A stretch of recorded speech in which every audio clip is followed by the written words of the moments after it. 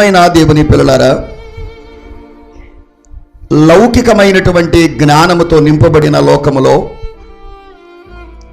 దైవీకమైనటువంటి జ్ఞానముగంతునిగా మనము మారాలి అనంటే దేవుని వాక్యాన్ని మనము చదవాలి. ఈ లోకమంతా కూడా లౌకికమైనటువంటి జ్ఞానముతో నింపబడింది, పాపముతో నింపబడింది. కుట్రాలోచనలతో మానవుడు తన మనస్సును, తన తలంపులను నింపుకుంటున్నాడు.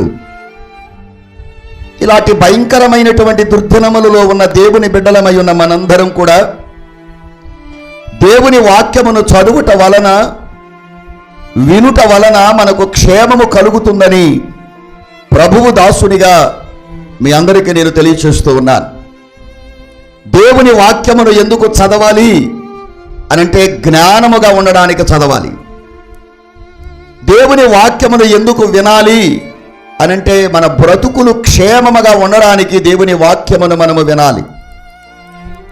దేవుని వాక్యమును ఎందుకు మనము సాధన చేయాలి అని అనంటే దేవునిలో మనము భూమి మీద బ్రతికినంత కాలం కూడా పవిత్రముగా ఉండడానికి ఈ వాక్యమును మనము సాధన చేయాలి.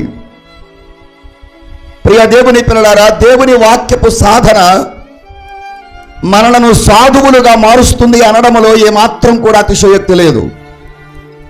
దేవుని వాక్యాన్ని మనము ఎంత వింటే అంటే ఎలా చెప్పొచ్చేమో, దేవుని అంటే భూమి మీద ఉన్నటువంటి వండుకున్న ఆహారమును తింటే బలం ఎలా వస్తుందో, దేవుని వాక్యమును కూడా మనము వింటే మన ఆత్మలకు అలాగే బలము కూడా వస్తుంది.